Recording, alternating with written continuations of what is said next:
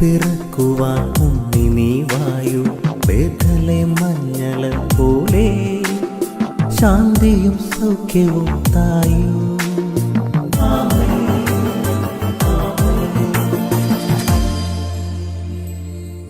യേശുവിൻ്റെ ഏറ്റവും പ്രിയമുള്ള കുഞ്ഞെ, പ്രഭാഷകൻ 18:13 മനുഷ്യൻ്റെ സഹതാപം അയൽക്കാരോടാണ്. മനുഷ്യൻ്റെ സഹതാപം അയൽക്കാരോടാണ്. എന്നാൽ കർത്താവ് സകല ജീവജാലങ്ങളോടും ആർദ്രത കാണിക്കുന്നു. നമുക്കിഷ്ടമുള്ളവരോട്, അടുത്ത് നിൽക്കുന്നവരോട്, നമ്മുടെ അയൽ ബന്ധങ്ങളിൽ, നമ്മുടെ കണ്ണത്തും ദൂരത്തുമൊക്കെ നമ്മളെ താങ്ങിയും സ്നേഹിച്ചുമൊക്കെ നിൽക്കുന്നവരോട് നമുക്ക് സഹതാപമുണ്ട്. പക്ഷേ കർത്താവ് സകല ജീവജാലങ്ങളോടും ആർദ്രത കാണിക്കുന്നു. അപ്പോൾ ദൈവസാന്നിധ്യത്തിലേക്ക് ഉയരാൻ നമുക്കുള്ള മാർഗം എന്താ?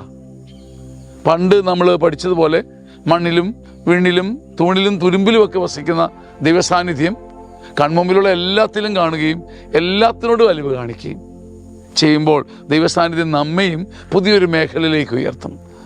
നമ്മെ സ്നേഹിക്കുന്ന, നമ്മെ ലാളിക്കുന്നവരോട് കരുണ കാണിക്കാനും സഹതാപം കാണിക്കാനും എളുപ്പമാണ്. എന്നാൽ എല്ലാത്തിനോടും എല്ലായ്പ്പോഴും കരുണ കാണിച്ചാൽ നമ്മുടെ ആത്മശക്തി അതുല്യമായിരിക്കും. ആമേൻ. ചങ്ങനാശ്ശേരി അതിരൂപതയുടെ സിയോൻ ധ്യാന കേന്ദ്രം 16ാമത് സീനിയർ സിറ്റിസൺ ധ്യാനം ഒരുക്കുകയാണ്. 15 ധ്യാനങ്ങളിലൂടെ കടന്നുപോയി കരിമേഘങ്ങൾ നിറഞ്ഞ മനസ്സുമായി വന്ന് മഴവില്ല് പോലെ മടങ്ങിപ്പോയ അനേകം മാതാപിതാക്കളുടെ അനുഭവ സാക്ഷ്യങ്ങളുടെ മുദ്രയായി വീണ്ടും 16ാം ധ്യാനം ഒരുങ്ങുമ്പോൾ നിങ്ങളുടെ മാതാപിതാക്കന്മാർക്ക് കൊടുക്കാൻ പറ്റുന്ന അപൂർവ സമ്മാനമാണിത്. ഡിസംബർ 16, 17, 18, 19 തീയതികളിൽ ഉള്ളിലൊരു അഭിഷേകവും പ്രചോദനവും വരുന്നവർ ഈ നമ്പറിൽ വിളിച്ച് നിങ്ങളുടെ മുറികൾ ബുക്ക് ചെയ്യുക. സ്വാഗതം.